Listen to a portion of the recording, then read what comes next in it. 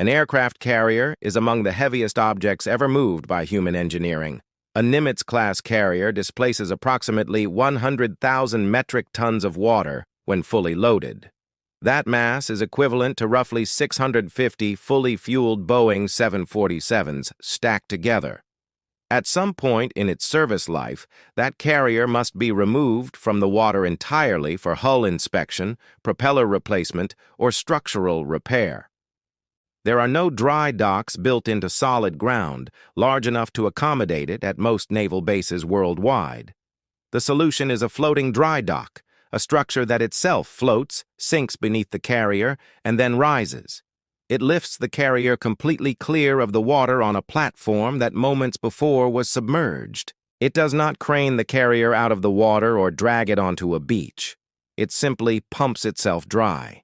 It lifts 100,000 tons of warship into the air using nothing but the physics of buoyancy in reverse.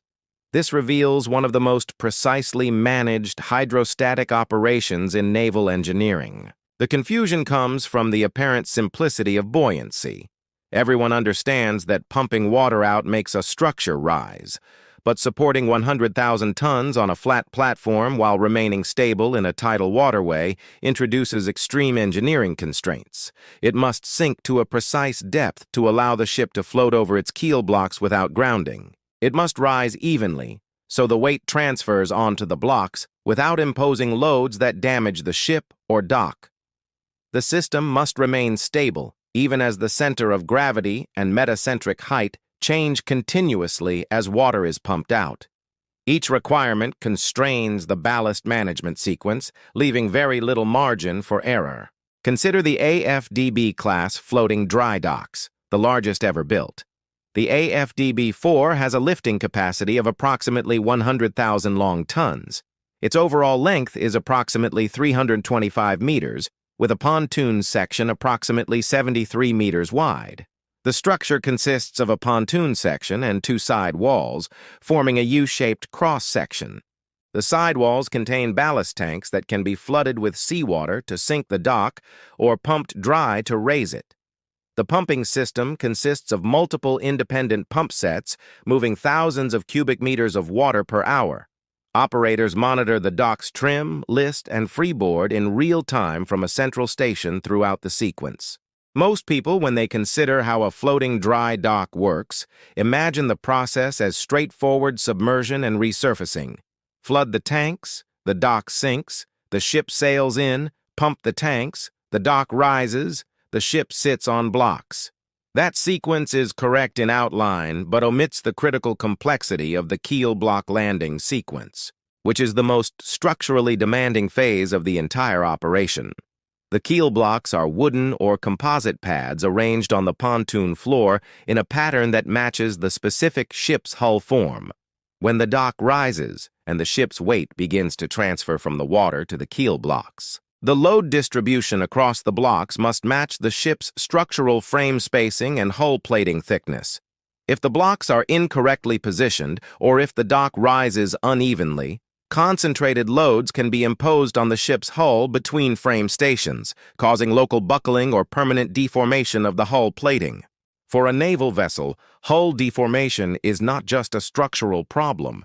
It affects the vessel's hydrodynamic performance, and, in the case of a submarine, its pressure hull integrity.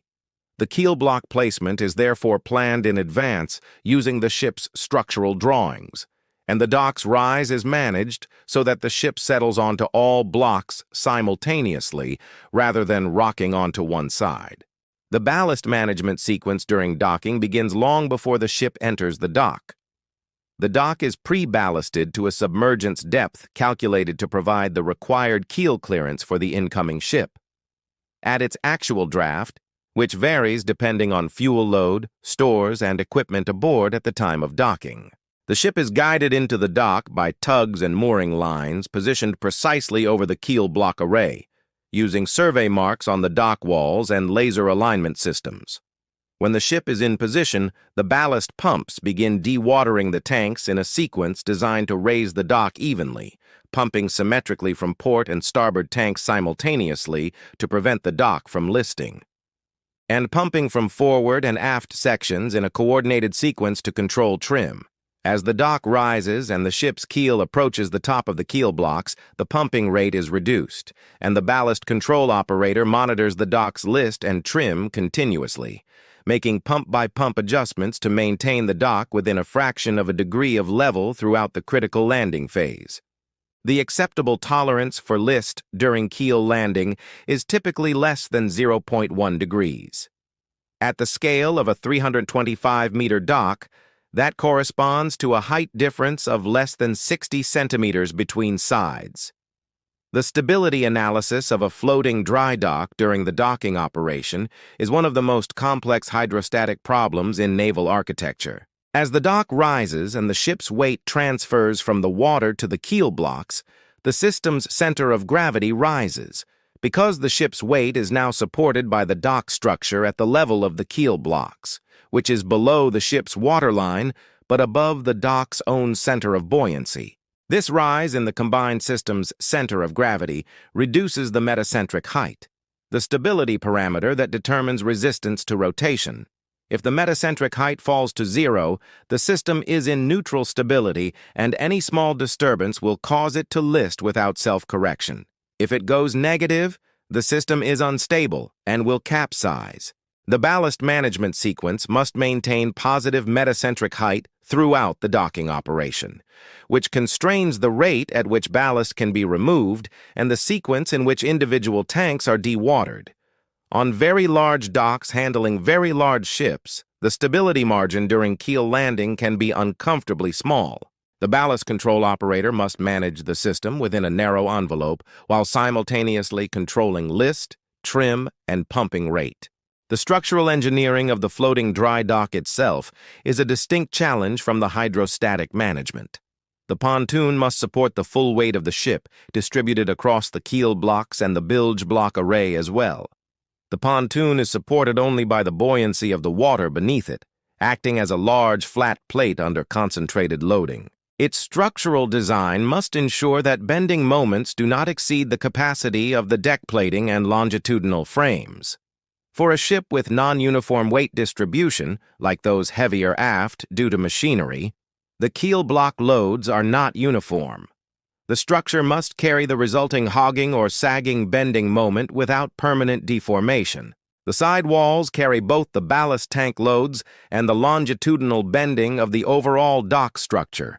Their scantlings are determined by dock self-weight, ship load, and environmental loads from wind and current. Carrier-capable floating dry docks are operated by a small number of navies globally, including the United States, Russia, China, and France. Commercial shipyards in South Korea, Japan, and China also operate large docks, but the largest naval docks are government-owned. Positioning a floating dock for a carrier requires weeks of preparation, involving towing it to the correct location. It involves pre-positioning keel blocks and coordinating with tidal conditions for adequate water depth over the threshold. Dive teams inspect the keel block seating underwater after the initial landing to verify the ship is correctly positioned. This is done before the dock is raised to its full working height to ensure structural safety. The system has defined failure modes.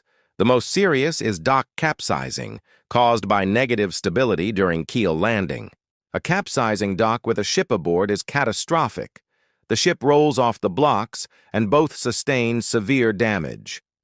Structural failure of pontoon deck plating can cause local buckling that permanently deforms the ship's hull. Tidal current and wind can cause the ship to shift laterally, imposing transverse loads the keel blocks are not designed for. The failure of a ballast pump during the critical landing phase can cause an uncontrolled list or trim change. This must be managed with remaining operational pumps while the fault is isolated and repaired immediately. Through meticulous engineering and operational discipline, these massive structures continue to maintain the world's fleets. So how does a floating dry dock lift an entire aircraft carrier out of the water? By exploiting the physics of buoyancy in a precisely controlled sequence that manages 3 simultaneous engineering constraints: the hydrostatic submergence depth required to receive the ship, the stability of the combined dock plus ship system throughout the lifting process, and the structural load distribution on the keel blocks that transfers the ship's weight from the water to the dock without damaging either structure. The ballast tanks are dewatered in a coordinated sequence that maintains the dock within a fraction of a degree of level, keeps the metacentric height positive throughout the most stability-critical phase of keel landing, and raises the pontoon at a rate that allows the ship to settle evenly onto its full keel block array simultaneously. The floating dry dock does not lift the carrier with mechanical force. It simply removes the water that was supporting it, carefully, precisely, and in the correct order, and lets buoyancy do the rest. The engineering is in knowing exactly how to manage that removal so that 100,000 tons of warship arrives on its keel blocks, exactly where it was planned to be, level to within centimeters, undamaged, and ready for the maintenance work that justified the entire operation. What happens when a ship is incorrectly positioned on the keel blocks, either because of a lateral shift during docking, or because the pre-planned block arrangement did not match the ship's actual hull form, and the error is discovered after the dock has been raised? The structural assessment of an incorrectly blocked ship, the decision process for whether to refloat and redock or to accept the current block arrangement, and the engineering analysis that determines whether the hull has sustained permanent deformation reveal exactly how precise the placement requirement is, and what the consequences of getting it wrong look like in practice. I have covered that in another video.